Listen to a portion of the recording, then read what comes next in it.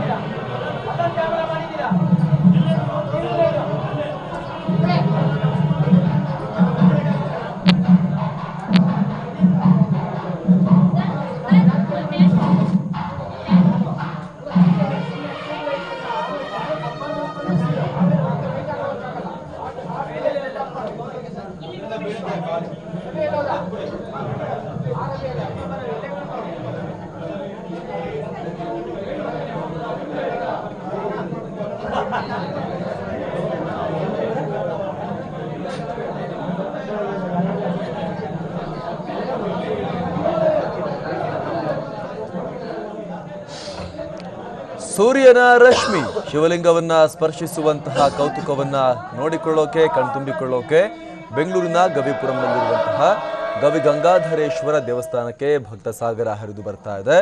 ಈಗಾಗಲೇ ಸಾವಿರಾರು ಭಕ್ತರು ಈ ಕೌತುಕವನ್ನ ನೋಡೋಕೆ ಕಾತರರಾಗಿದ್ದಾರೆ. ಸಂಜೆ 5:19 ವೇಳೆಗೆ ಶಿವಲಿಂಗದ ಮೇಲೆ ಸೂರ್ಯ ರಶ್ಮಿ ಹಾದು ಹೋಗುತ್ತೆ. ಈ ವಿಸ್ಮಯಕಾರಿ ದೃಶ್ಯವನ್ನ ಕಣ್ತುಂಬಿಕೊಳ್ಳೋಕೆ ಸಾವಿರಾರು ಸಂಖ್ಯೆಯಲ್ಲಿ ಭಕ್ತರು ದೇವಸ್ಥಾನದಲ್ಲಿ ಸೇರಿದ್ದಾರೆ. ಬೆಳಗ್ಗೆಯಿಂದಲೇ ಶಿವದೇವರಿಗೆ ವಿಶೇಷ ಪೂಜೆ ಅಭಿಷೇಕವನ್ನು ನಡೆಸ್ತಾ ಇದ್ದಾರೆ. ದಕ್ಷಿಣದಿಂದ ಉತ್ತರಕ್ಕೆ ಪಥವನ್ನ ಬದಲಿಸುವ ಸೂರ್ಯದೇವ ಅದಕ್ಕೂ ಮುನ್ನ ಗವಿ ಗಂಗಾಧರೇಶ್ವರನಿಗೆ ನಮಿಸುತ್ತಾನೆ ಅನ್ನುವಂತಹ ಪ್ರತೀತಿ ಇದೆ.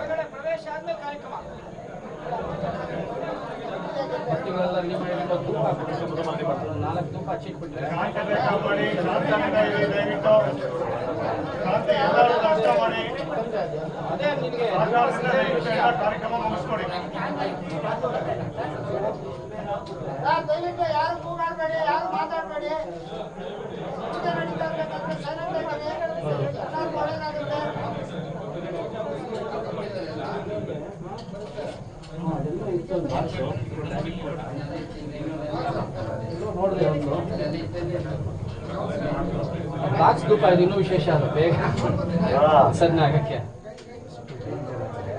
ಒಳಗಡೆ ಹೋದ್ರೆ